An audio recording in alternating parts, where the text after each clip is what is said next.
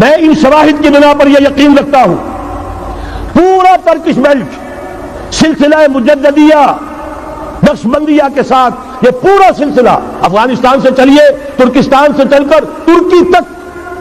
پورا یہ جو نان عرب ورلڈ ہے نان عرب مسلم ورلڈ وہ سلسلہ مجددیہ حضرت احمد سرہندی رحمۃ اللہ علیہ گردن نہ جھکی جس کے جہانگیر کے آگے جس کے نفس گرم سے درمی احرار یہ انہی کا سلسلہ ہے جو پورے ترکش بیلٹ میں آپ کو نظر آئے گا. پھر شاہ ولی اللہ جیسا مفکر. بہرحال یہ تمام شواہد ہیں اور میرے لیے تو سب سے بڑے شواہد جو ہے اب وہ احادیث دیکھیے جو حضور نے بیان فرمائی. جب یہ مارکا گرم ہوگا ایک حدیث ہے حضور فرماتے ہیں ابن ماجہ کی روایت ہے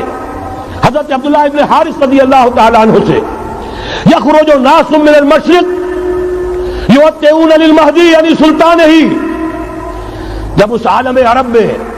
دیکھیے ایک بات میں عرض کر چکا ہوں بڑی تلخ بات ہے عالم عرب ہمارا بہتر حصہ ہے افضل حصہ ہے ان کو اللہ نے فضیلت ہم سے بہت زیادہ دی ہے. سب سے بڑی فضیلت کہ محمد خود صلی اللہ علیہ وسلم عرب تھے یہ رتبہ بلند ملا جس کو مل گیا. پھر مستقل فضیلت اللہ کا کلام ان کی زبان میں موجود ہے مادری زبان.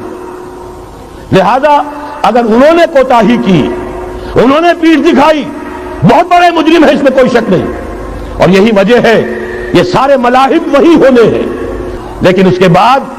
پھر ان کے لیے فوجیں جائیں گی مشرق سے خون اسماعیل آ جائے گا آخر جوش میں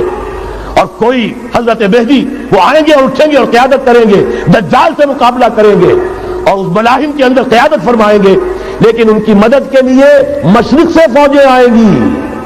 گویا کہ پہلے مشرقی کسی ملک میں یہ نظام قائم ہو چکا ہوگا کوئی ایسی طاقت وجود میں آ چکی ہوگی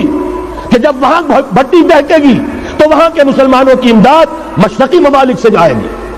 اور ایک دوسری حدیث میں یہ تو ترمذی کی روایت ہے کتب حدیث میں تیسرے نمبر پر کتاب یہی ہے صحیح بخاری صحیح مسلم پھر یہ جامع ترمذی اس میں حضرت ابو ہریرہ سے روایت ہے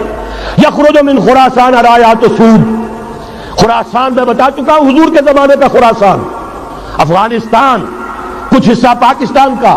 کچھ روسی ترکستان کی آزاد ریاستیں جو ابھی ہوئی ہیں تھوڑا سا حصہ ایران کا یہ خراسان بزرگ یہ اولڈ گریٹر خراسان یہاں سے فوجیں چلیں گی سیاہ علم برآمد ہوں گے اور کوئی طاقت انہیں روک نہ سکے گی ان کا منہ پھیر نہ سکے گی یہاں تک کہ وہ ایلیا حضور کے زمانے میں یروشلم کا نام تھا یہاں تک کہ ایلیا میں جا کر نصب ہو جائے. گویا کہ یہ جو ہمارے ہاتھ سے نکلا ہے قبضے سے پہلے بھی عربوں کے ہاتھوں سے نکلا تھا بیت المقدس یروشلم عرب واپس نہیں لے سکے تھے. کرد خون صلاح الدین ایوبی اس نے واپس لیا عربوں میں دم نہیں رہا تھا عیاشیوں کی وجہ سے کھوکھلے ہو چکے تھے. میں تجھ کو بتاتا ہوں تقدیر امم کیا ہے شمشیر و ثنا اول طاؤس و رباب آخر. یہی وجہ ہے کہ تقریباً 20 صدی کے بعد ان کی حکومت ختم. آسمارا حق بود در خون بارت بر زمین بر زوال ملک مستعصم امیر المومنین. یہ ہوا کہ نہیں ہوا جبکہ آئے ہیں تاتاری ہورس اور جنہوں نے کہ آخری خلیفہ بنو عباس اسے محل میں سے نکالا ایک کھال کے اندر لپیٹ کر اور اپنے گھوڑوں کے سوؤں تلے کچل دیا. عرب معزول کر دیے گئے تھے لیکن اب دوبارہ عربوں کو جب سہارا ملا ہے لیکن اب بھی انہوں نے کہیں اسلام قائم نہیں کیا. کوئی روس کا غلام رہا کوئی امریکہ کا غلام رہا کسی نے اس کا ساتھ دیا کسی نے اس کا ساتھ دیا. تہذیب ہے تو مغربی تمدن ہے تو مغربی وضع میں تم ہو نصارہ تو تمدن میں ہنود. یہ مسلمان ہیں جنہیں دیکھ کے شرمائے یہود. یہی معاملہ جب ان کا ہوا تو اب اللہ تعالیٰ کی طرف سے ان کے اوپر وہ عذاب کی بھٹی گرم ہونے والی. لیکن اس کے بعد پھر یہاں سے جائیں گے وہ جو ان کی مدد کریں گے اور یہ ایلیا کو واپس لینے والے یہ مشرق سے چلنے والے لشکر ہوں گے. یہ دو حدیثیں ابھی سن لیجئے اور تیسری حدیث یہ ہے حضور نے فرمایا یہ سنن نسائی کی روایت ہے قال رسول اللہ صلی اللہ علیہ وسلم عصابتان من امتی احفظهم اللہ من النار احرزهم اللہ من النار. میری امت کے دو لشکر ایسے ہوں گے جنہیں اللہ نے آگ سے نجات دے دی ہے پہلے ہی سے ڈکلیئرڈ ہے. عصابت تغزو الہند ایک لشکر کے جو ہند پر حملہ آور ہوگا وعصابت تکون مع عیسیٰ ابن مریم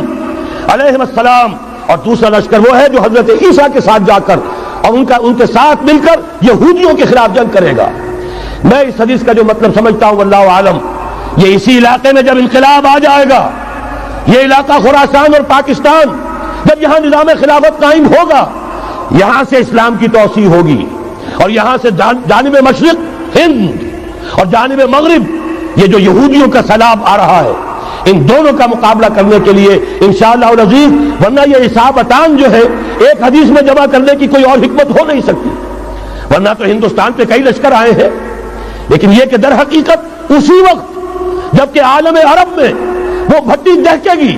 اسی وقت یہاں انقلاب آ چکا ہوگا، ایک طرف یہاں سے مدد کے لیے لشکر جائیں گے کہ جو مسلمان عرب جو ہے ان کی مدد کریں گے، حضرت مہدی کے جھنڈے تلے لڑیں گے، حضرت مہدی کی حکومت کو مستحکم کریں گے، جو اتبعون للمہدی، دوسری طرف وہ ہندوستان کی طرف پیش قدمی کریں گے، اور یہیں سے جیسے اس وقت سیلاب نکلا تھا جزیرہ نما عرب سے،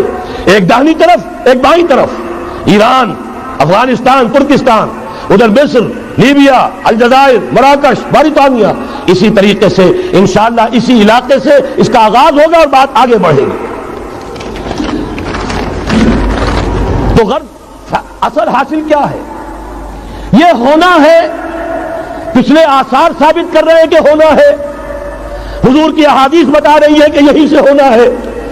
ہوا صرف یہ ہے ہم بھٹک گئے، ہمیں اپنی منزل یاد نہ رہی، کہ آج ہمارا حال یہ ہے، ہماری قیادت، ہماری سیاست ان لوگوں کے ہاتھ میں ہے کہ وہ فریب خوردہ شاہی کے پلاح و کرگسوں میں، اسے کیا خبر کہ کیا ہے، تب وہ تابع جاویدانہ، ان کی تہذیب مغربی، ان کی ذہنیت مغربی، ان کی وضاقتہ مغربی، ان کا تمدن مغربی، ان کی سوچ مغربی، ان کے سارے اطوار مغربی، لہذا در حقیقت ایک تو یہ کہ ان سے چھٹکارا پانا، اور دوسرے یہ کہ در حقیقت مغرب کی تمام طاقتوں کو للکارنے کے لیے اس قوم کے اندر سے جذبہ ایمان، جذبہ جہاد کو برآمد کرنا، یہ دو کام ہیں جو کرنے ہیں، اور اگر ہم یہ کر لیں گے، جیسا کہ میں نے آیت آپ کو سنائی تھی، اللہ کا کوئی وعدہ غیر مشروط نہیں، ایمان اور عمل صالح، ایمان اور جہاد، یہ وعدے پورے کرو گے تو اللہ کا وعدہ بھی پورا ہوگا۔